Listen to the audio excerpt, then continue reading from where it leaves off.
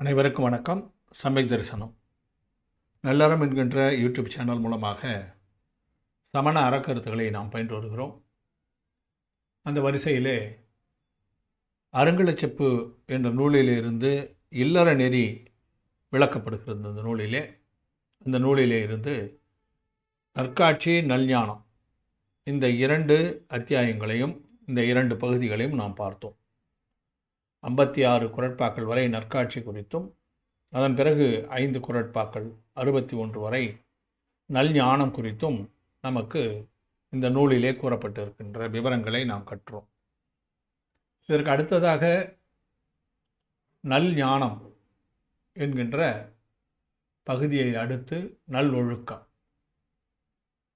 நல்லொழுக்கம் என்பது குறித்து அருங்கலச்செப்பு என்ன கூறுகிறது என்பதனை நாம் இந்த பகுதியிலே பார்க்கலாம். நல்லொழுக்கம் என்கின்ற இந்த பகுதி மிகவும் விரிவான பகுதி. ஏன்னா இல்லறத்திலே இருப்பவர்களுக்கு மிக முக்கியமானது நல்லொழுக்கம்தான். நற்காட்சியினை முழுமையாக பெற முடியாவிட்டாலும் கூட, அதாவது நற்காட்சி பெறுதல் என்பது முழு மோகனிய வினைகளை அழிப்பது. அதில் இந்த 7 பிரகிருதிகளை நம்ம பார்த்தோம்.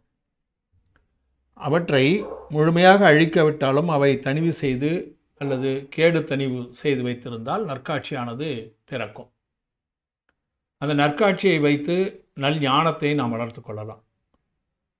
அந்த 2ம் ஒருவரிடம் இருக்கின்ற பொழுது அப்போது உருவாகின்ற ஒழுக்கம்தான் நல்லொழுக்கம் என்று நமக்கு நல்லொழுக்கம் குறித்து நூல்கள் கூறுகின்றன. அதனால் இந்த நல்லொழுக்கம் என்பது இல்லறத்தாருக்கு மிகவும் முக்கியமானது. இதன் வழியாகத்தான் அந்த ஜீவனானது, உயிரானது மேலும் தூய்மை அடைந்து வீடு பெற்று அடைகின்ற அந்த பாதையிலே செல்ல முடியும். அதனால் இந்த நல்லொழுக்கம் என்பது இல்லறத்தாருக்கு மிக முக்கியமானதாக கூறப்படுவதை நாம் பார்க்கலாம். முதல் குறட்பாவாக 62வது குறட்பா, காட்சி உடையார் வினைவரும் வாயிலின் மீட்சியா நல்லொழுக்கு நன்று. நற்காட்சியை உடையவர் அவர் என்ன செய்ய வேண்டும் என்று சொன்னால், வினை வரும் வாயில், வினை ஒவ்வொரு உயிருக்கும் செயல்களின் மூலமாக வந்து கொண்டே இருக்கின்றன. ஒருவர் செய்கின்ற செயல் மூலமாக நல்வினை தீவினை 2மே வந்து கொண்டு இருக்கின்றன. அவ்வாறு வினை வருகின்ற வரையில் அந்த ஆன்மா தூய்மை அடையவே முடியாது. அதனால் அந்த வினை வருகின்ற அந்த வாயில், அந்த வழியினை அதிலிருந்து மீளச் செய்ய வேண்டும். மீட்சியா, அதை மீட்க வேண்டும். வினை வராமல் தடுக்க வேண்டும். அப்படி தான் அதை புரிஞ்சுக்கணும். அதில் வினை வராமல் தடுப்பதற்கு என்ன செய்ய வேண்டும் என்றால் நல்லொழுக்கமானது அதற்கு நன்றாக பொருந்தி வரக்கூடியதாகும். நற்காட்சி உடையவரை பிறவிக்கு காரணமான வினை வரும் வாயிலான ஊற்றிலிருந்து, வினை வரும் வாயில் என்பது ஊற்று, ஆசிரமம் என்று நமக்கு தத்துவ சூத்திரத்திலே சொல்லப்படுகிறது. நூல்களிலே, வடமொழி நூல்களிலே ஆசிரமம் என்று குறிப்பிடும். வினை வருகின்ற அந்த வாயில் அல்லது வழி, ஒரு காவாய் வழியாக தண்ணி வந்து கொண்டே இருப்பது போல, ஒரு ஊற்றிலிருந்து தண்ணீர் பெருக்கெடுத்து வெளியே வருவது போல வினையானது ஒரு ஆன்மாவை நோக்கி வந்து கொண்டே இருக்கும். எந்த நேரத்திலையும் சிறியதாகவோ பெரியதாகவோ குறைவாகவோ அதிகமாகவோ ஏதாவது ஒரு விதத்தில் வினை வந்து கொண்டே இருக்கும், ஒவ்வொரு செயலின் மூலமாகவும். அதனால் அந்த வினையிலிருந்து, வினை வருகின்ற அந்த வழியிலிருந்து மீளச் செய்வது, ஆன்மாவை மீளச் செல்வது நல்லொழுக்கம். இதை நல்லொழுக்கத்தை கடைபிடித்தால் ஆன்மாவுக்கு வினை வராமல் தடுக்கலாம். வினை என்று பார்க்கும் பொழுது நமக்கு பொதுவாகவே அதை 2 வகையாக பிரிச்சிருப்பாங்க. வினையை நல்வினை தீவினை என்று 2ஆக இருக்கும். செயல் செய்கின்ற மன வசன காயம், இந்த 3ஆல் நாம் செய்கின்ற செயல்கள். மனதால் நினைத்தல், வசனத்தால் பேசுதல், காயத்தால் செய்தல். இந்த 3ஆலும் அதற்கு ஏற்ப, அந்த செயலுக்கு ஏற்ப வினையினுடைய அளவும் வரும். அந்த வினையினுடைய தன்மையும் நல்வினையாகவோ தீவினையாகவோ அமையும். நல்வினையாக அமைய வேண்டும் என்று சொன்னால் அதற்கு சில செயல்கள் இருக்கின்றன என்று நமக்கு மேருமந்திர புராணம் சொல்கிறது. அருள், தெளிவு, ஆர்வம், சிந்தை, அழகிய நிகழ்ச்சி, ஞானம், பொறுவரு தவத்தினாலும் புனிதனாம் உயிரை புக்கு மருவிய வினைகள் மாற்றாம் மாசினை கழுவி வீட்டை தருதலால் புனிதமாகும் தன்மையார் புண்ணியமாமே. பொருள் தெரிகின்ற அளவில் தான் இருக்கிறது. அருளோடு இருத்தல், தெளிவு என்றால் எது சரியானது என்பதை தெரிந்து கொண்டிருத்தல், ஆர்வம் என்று சொல்லும் பொழுது இங்கு நிகழ்ச்சிகளிலே நல்ல விஷயங்களிலே ஆர்வம், அதை பற்றி சிந்தித்தல். அழகிய நிகழ்ச்சி என்று சொன்னால் பூஜை செய்தல், விழாக்கள் எடுத்தல், இது போன்ற நிகழ்ச்சிகள். ஞானம், அறிவு, நல்லறிவினை பெறுதல். பொறுவரு தவம், தவம் என்றால் இல்லறத்தாருக்கு இருக்கக்கூடியது விரதங்கள். அந்த விரதங்கள் இவையெல்லாம் என்ன செய்து புனிதனாம் உயிரை புக்கு, உயிரோடு இது சேர்ந்து விட்டால் இந்த உயிர் இவற்றை எல்லாம் செய்தால் மருவிய வினைகள் மாற்று என்றால் பிறவி, திரும்ப திரும்ப பிறவியது மாற்று உயிர் என்று சொல்வார்கள். அதில் இருக்கக்கூடிய அந்த பிறவி உயிரில் இருக்கக்கூடிய மாசினை கழுவி, அழுக்குகளை கழுவி வீட்டை தருதல். வீடு என்றால் மோட்சம், மோட்சத்தை தருதல்.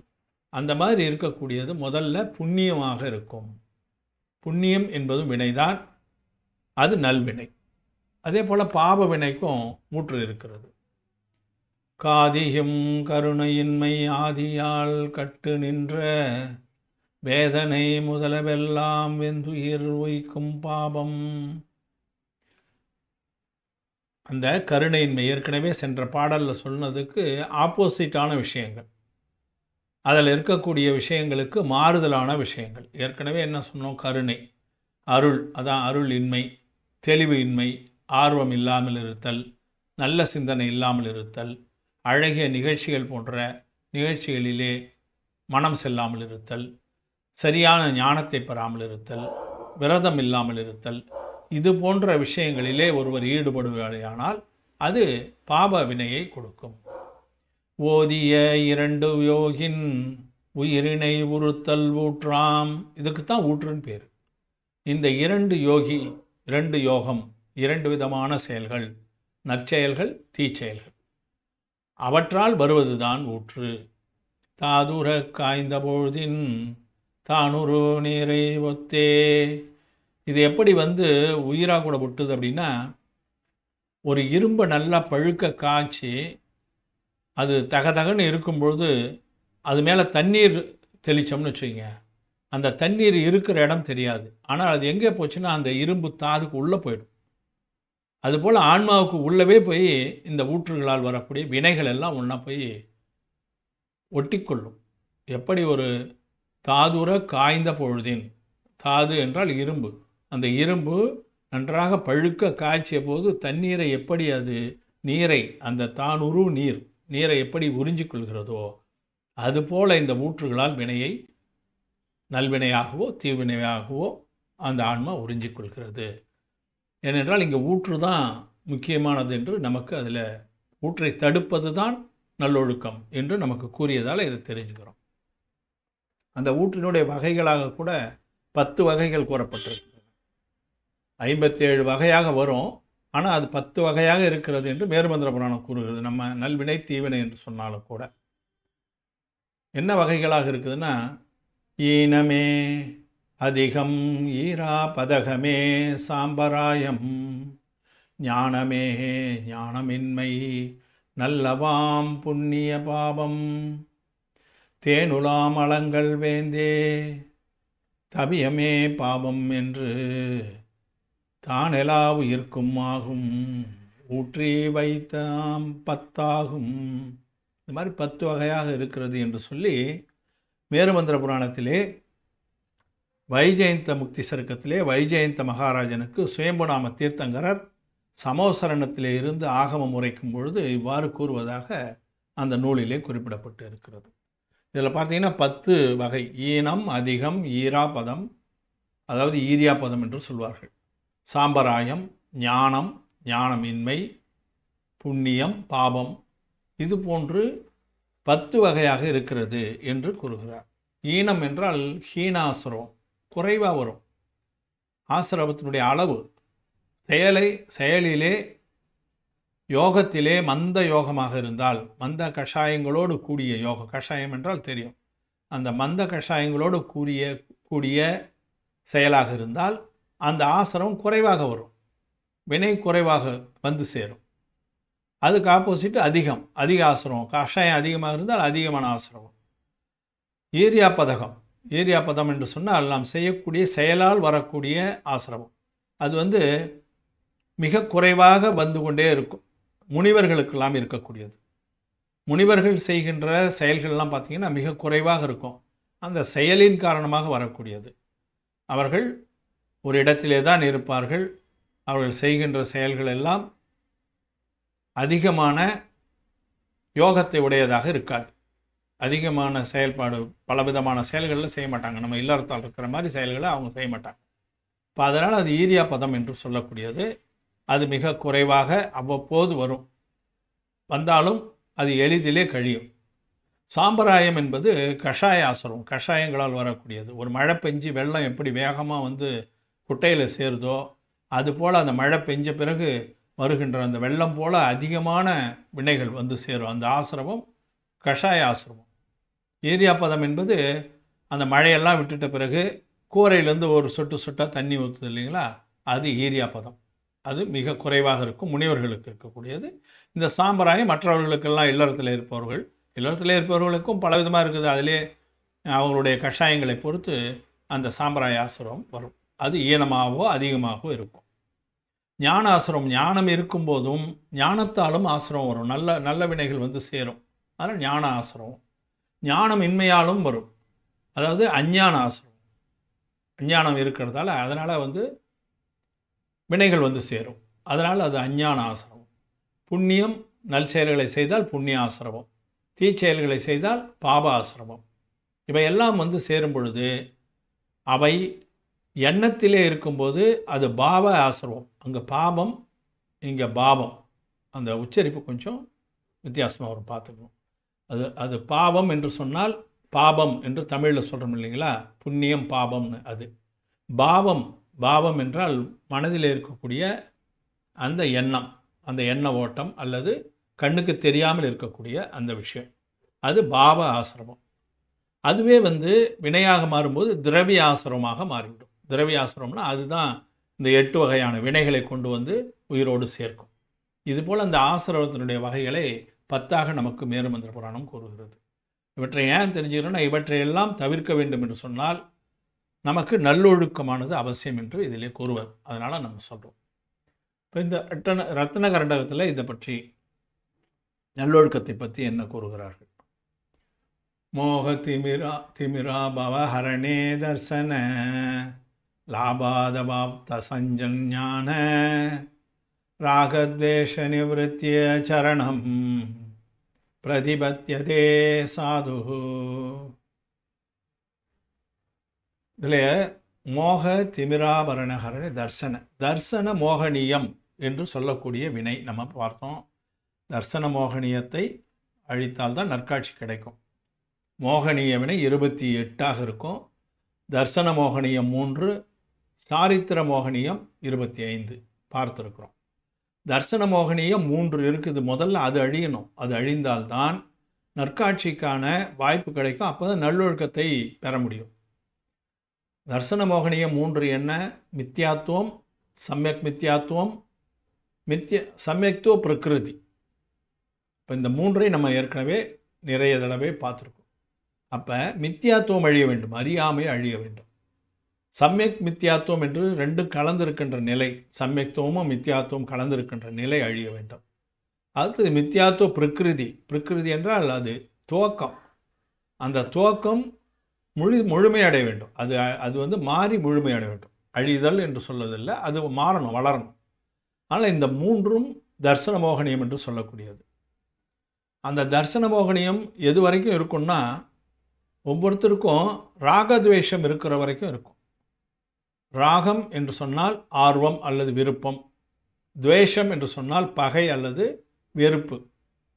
இந்த 2 குணங்களால் தான் இந்த தர்சன மோகனியமானது நம்ம பிடிச்சிக்கிட்டு விடாமல் இருக்குது. இந்த ராகத்வேஷங்கள் விலகினால் அந்த மோகனியம் விலகும், தானாகவே விலகும். அப்புறம் சாரித்திர மோகனியத்தில் நிறைய இருக்குது, முனிநிலையெல்லாம் இருக்குது. முதலிலே அழிக்க வேண்டியது இந்த 3 விஷயங்கள். என்பதால தான் இதில் ஃபஸ்ட்டு தரிசன மோகனியத்தை பற்றி இங்கே குறிப்பிடுகிறார். தரிசன மோகனிய வினையின் காரணமாக சமயக் தரிசனம் ஏற்படாமல் போகிறது. அதாவது மித்யாத்துவம், சமயக் மித்யாத்துவம் இந்த இரண்டும் விலக வேண்டும். சமயத்துவ பிரகிருதி வளர்ச்சி அடைந்து முழுமை அடைய வேண்டும். அப்போ தான் தரிசன மோகனியம் அழியும் அல்லது குறையும். இருளில் உள்ள பொருள்கள் காணப்படுவதில்லை. மித்யாத்துவம் இருக்கிறவங்க இருட்டில் இருக்கிறவங்க மாதிரி. அப்போ அவங்களால பொருள்களை அந்த இருளில் இருக்கிற அந்த பொருளை பார்க்க முடியுமா? முடியாது. இவ்வினையின் தனிவு அல்லது கேடு தனிவு, அது தனிவு அடைஞ்சிருக்கிறது அல்லது கேடும் தனிவும் அடைஞ்சிருக்கிற அந்த நிலை. இதனால் சமயக் தரிசனமும் சமயக் ஞானமும் ஏற்படும். அப்படி இருக்கும் பொழுது தான் அது சமயக் தரிசனம் உண்டாகும். அந்த சமயக் தரிசனத்தின் மூலமாக சமயக் ஞானம் உண்டாகும். அப்படிப்பட்டவன் பவ்யனாகிறான். அந்த பவ்யன் ராக துவேஷங்களை விட்டு பாபகாரியங்களை செய்யாது, பாபகாரியங்களை அவன் செய்யாமல் இருந்தால் விவகார சாரித்திரத்தை கடைபிடித்து ஒழுகுகிறான் என்று அர்த்தம். விவகார சாரித்திரம் என்று சொன்னால், நம்ம பூஜை செய்கிறோம், விரதங்கள் பலவற்றை இருக்கிறோம், பலவித விழாக்களிலே கலந்து கொள்கிறோம். இவையெல்லாம் உலக வழக்கத்திலே நமக்கு ஒழுக்கமாக காட்டப்படுகிறது. இப்போ இவையெல்லாம் நம்ம செய்ய வேண்டிய சாரித்திரங்கள், விவகார சாரித்திரம். நிச்சய சாரித்திரம் என்று ஒன்று உண்டு. அது என்னன்னு சொன்னால், இவற்றிலெல்லாம் கலந்து கொள்ளாவிட்டாலும் பரவாயில்லை, மனம் ராகத்வேஷங்களை எல்லாம் விட்டுவிட்டு முனிவருடைய நிலையில் இருக்கிறாங்க இல்லையா, அவங்களுக்கு கூறப்படுவது அது நிச்சய சாரித்திரம் என்று கூறப்படும். அதனால் இந்த விவகார சாரித்திரம் இவ்வாறு நிகழும். இல்லறத்தில் இருப்பவர்கள் ராகத்வேஷங்களை விட்டால் அவர்கள் நோன்பு இருத்தல், பூஜை செய்தல் மற்றும் கடவுள் காரியங்களிலே, கோயில் காரியங்களிலே ஈடுபடுதல் போன்றவற்றை கடைபிடிப்பார்கள். அவையெல்லாம் பாப காரியங்களை செய்யாது விவகார சாரித்திரமாக அது இருக்கும். இந்த விவகார சாரித்திரம் இருந்தால்தான் நிச்சய சாரித்திரத்துக்கு ஒருத்தர் போக முடியும். இதெல்லாம் கிடையவே கிடையாது, நான் நேராக முனிவராக போய் நிச்சய சாரித்திரத்துக்கு போயிடுறேன்னா அது உலக வழக்கத்திலே நடக்க முடியாத ஒரு விஷயம். அதனால் இந்த விவகார சாஸ்திரம் பொதுவான கருத்து இது. சில பேர் அதிசய பிறவிகள்லாம் இருக்கலாம், நம்ம அவங்களாம் பற்றி பேசலை. பொதுவாக இந்த விவகார சாரித்திரத்தை இல்லறத்திலே கடைப்பிடிப்பவர்களுக்கு தான் அந்த நிச்சய சாரித்திரம் அந்த பிறவியிலோ பின்னாடி வருகின்ற பிறவிகளிலோ அந்த வினையின் காரணமாக அவருக்கு பந்தமாகும். அதனால் அந்த விவகார சாரித்திரத்தை கடைபிடித்து ஒழுக வேண்டும் என்பதை இல்லற நெறியாக இருப்பதனால் ரத்னகண்டகம் இதை பற்றி கூறுகிறது.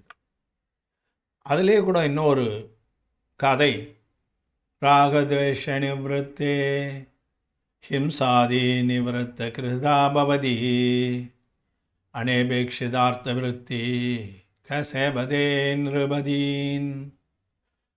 அதாவது ராகத்வேஷம் இல்லாதவர்கள் என்ன செய்ய மாட்டாங்க? ஹிம்சாதி, ஹிம்சை என்றால் தெரியும், கொலை அல்லது இம்சை செய்வது. கொலை செய்வது என்றால் அது அதிகபட்சம், இம்சை செய்வதும் தவறு. அந்த ஹிம்சாதினா இம்சை போன்ற 5 பாவங்கள் எது? கொலை, பொய், களவு, காமம், பொருள் ஆசை. இந்த 5 தான். இந்த 5 பாவங்களை செய்ய மாட்டார்கள். ராகத்வேஷம் இல்லாதவங்க, வெறுப்பு இல்லாதவங்க இதுக்கெல்லாம் போக மாட்டாங்க. நமக்கு அதில் தான் எந்த விதமான விருப்பும் கிடையாது, ஆர்வமும் இல்லை, துவேஷமும் இல்லை, வெறுப்பும் இல்லை. அப்போ எப்படி அந்த காரியத்தை செய்ய மாட்டாங்க. பொருள் சேர்க்க ஆசைப்படும் மனிதன் அரசருக்கு சேவை செய்கிறான். சேவதே நிருபதீன்.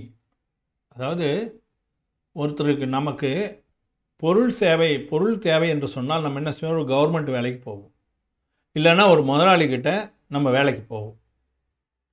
அப்படி போகிறவர்கள் எதற்கு ஆசைப்படுகிறார்கள் என்றால் பொருளை சேர்ப்பதற்கு ஆசைப்படுகிறார்கள். இப்போ உதாரணமாக தான் இதை சொல்கிறார். அரசருக்கு சேவை செய்கிறான். ராகத்வேஷம், பொருளாசை இல்லாதவன் அரச சேவை செய்வதில்லை. என்ன பணமே தேவையில்லைன்னா நான் வேலைக்கு போக வேண்டிய வேலையே இல்லை. ஏன்னா அந்த பணம் என்பது இங்கு வினையாக காட்டப்படுகிறது. பாபகாரியங்களை செய்வதற்கு ராகத்வேஷங்கள் தான் காரணமாகும். அதனால் பாபகாரியம் செய்யணும்னா ராகத்வேஷம் தான் காரணம். இப்போ இந்த ரத்னகண்டக ஸ்ராவச்சாரத்திலே நமக்கு ஆச்சாரிய ஸ்ரீ சம்பந்தபத்ரர் கூறியிருப்பது அப்படியே நமக்கு சமயசாரத்தில் குந்தமுந்தாச்சாரியார் கூறியது தான். அதைத்தான் இந்த இடத்துல நமக்கு இல்லற நெறியிலே கூறுகிறார். அதிலே 4 காதைகளிலே சமயசார நூலிலே ஆச்சாரியஸ்ரீ கூறுவதை நம்ம பார்த்துருக்கோம். ஏற்கனவே கூட இதை பார்த்தோம். புரிஞ்சுக்கலாம், ஒன்றும் இல்லை. அப்படியே எளிதாக புரிந்து கொள்வது தான். புரிசோ ஜககோபீக வித்தி நிமித்தம் தூ சேவதே ராயம் தோசோ விதேதி ராயா விபிகே போகே சுகப்பாயே. அதாவது சேவதே ராயம், சேவை செய்வது யாருக்குன்னா ராயம். ராயம் என்றால் ராஜா, அரசர்.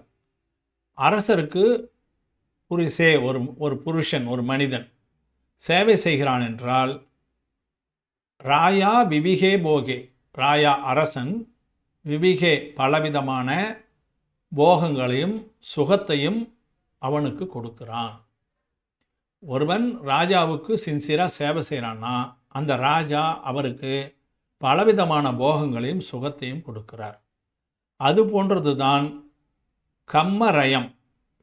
அந்த கர்மம் இருக்கு இல்லையா, 2வது குறட்பாவில் பாருங்கள், 2வது காதையில் சிவப்பு கலரில் இருக்கு இல்லையா, அது சேவதே சுகு நிமித்தம். அந்த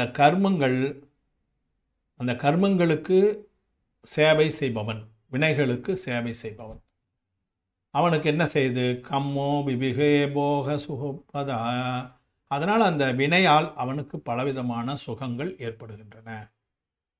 எப்படி அரசனுக்கு சேவை செய்வதால் ஒருவனுக்கு எல்லா விதமான போகமும் சுகமும் கிடைக்கிறதோ, அதுபோல நாம் செய்கின்ற காரியங்கள், வினைகளுக்கு நாம் சேவை செய்து கொண்டே இருந்தால் கர்மத்துக்கு, அது நமக்கு பலவிதமான போகத்தையும் சுகத்தையும் தரும்.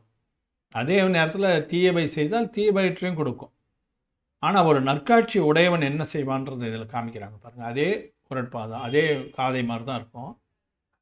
ந சேவதே ராயம் ஜக புனசோ சிய புரிசோ வித்தி நிமித்தம் ந சேவதே ராயம். ந சேவதே செய்வது இல்லை, சேவை செய்வது இல்லை. யாருக்கு? ராயம், ராஜாவுக்கு, அரசருக்கு. அப்போ அங்கே என்ன நடக்குது?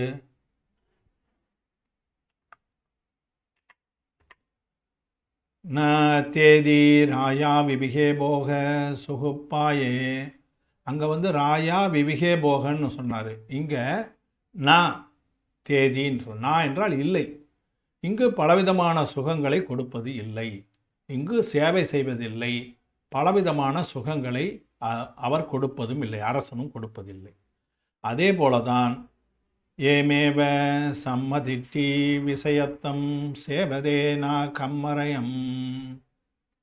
புலன் சேவைகள் விஷயத்தம், விஷயங்களால் சேவை செய்யவில்லை என்று சொன்னால் சம்யக் திருஷ்டி சேவதே ந கம்மரயம். அதாவது வினை அரசனுக்கு, கர்ம ராஜனுக்கு, வினை அரசனுக்கு சேவதே நா செய்வது இல்லை என்று சொன்னால், சேவை செய்வது இல்லை என்று சொன்னால் ந தேதி கம்மோ விபிகே போக சுகுப்பதே. அதே போல் ந கம்மோ நான் இந்த இடத்துல தான், நான் என்றால் இல்லை, இங்கு எதுவும் கொடுப்பதில்லை, வினைகளை கொண்டு வந்து கொடுப்பதில்லை. அதுதான் இப்போ சுருக்கமாக அரசனுக்கு ஒருவன் சேவை செய்யும்போது அவனுக்கு பணம் சேர்கிறது. அரசன் அவனுக்கு பல விதமான சுகங்களை கொடுக்கிறான். கர்மங்களுக்கு, வினைகளுக்கு நாம் தொடர்ந்து சேவை செய்தால் வினை வந்து கொண்டே இருக்கும். எப்போது ஒருவன் அரசனுக்கு சேவை செய்யாமல் இருக்கிறானோ அவனுக்கு அரசன் எந்த சுகபோகத்தையும் தருவதில்லை. அதே போல எவன் வினைகளுக்கெல்லாம் அடிபணியாமல் தன்னுடைய ஆன்மாவை மட்டும் நோக்கி கொண்டிருக்கிறானோ அவனுக்கு மேலும் வினை சேராது. அதைத்தான் இந்த 2 காதைகளிலே நமக்கு அதில் ஊற்ற பற்றி தெரிவிக்கும் போது நமக்கு கொடுத்துருக்கிறார். அதைத்தான் இந்த இடத்துலையும் நம்ம பார்க்கலாம். அந்த இடத்துல பார்த்தா இதே வார்த்தையை தான் அங்கேயும் சேர்க்கிறார் பாருங்க. பொருள் சேர்க்க ஆசைப்படும் மனிதன் அரசருக்கு சேவை செய்கிறான். அதுபோல தான் இது. நான் சேவதே நிருபதி, சேவை செய்து பொருளை சேர்க்குவது. அது போன்றது ராகதேஷம் உள்ளவர்களுக்கு இருக்கின்ற குணம். அது இல்லாமல் இருந்தால் ஊற்று வராது, ஊற்றானது வருவது இல்லை என்று அதற்காக இந்த உதாரணங்கள் எல்லாம் நமக்கு நூல்களிலிருந்து பார்க்கிறோம். காட்சி உடையார் வினை வரும் வாயிலின் மீட்சியா நல்லொழுக்கு நன்று.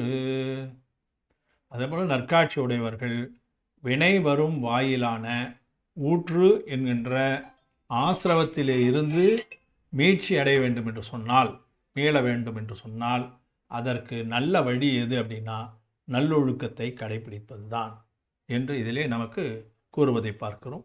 மேலும் நல்லொழுக்க அதிகாரத்திலே தொடர்ச்சியாக கூறப்படுகின்ற குறட்பாக்களை பற்றி அடுத்து வருகின்ற பதிவுகளை நாம் பார்க்கலாம் என கூறி, இந்த நல்லறம் என்கின்ற யூடியூப் சேனலை தாங்கள் தொடர்ந்து சப்ஸ்கிரைப் செய்து பார்த்து வருமாறு பணியோடு கேட்டுக்கொள்கிறேன். இதிலே விருப்பமுள்ளவர்களுக்கு நீங்கள் இதனை ஃபார்வேர்டு செய்யவும், தங்களுடைய கருத்துக்களை கமெண்ட் பாக்ஸில் இடவும், இந்த பதிவு பிடித்திருந்தால் லைக் என்கின்ற இந்த பொத்தானை அழுத்துமாறும் மிகவும் பணிவோடு கேட்டுக்கொள்கிறேன்.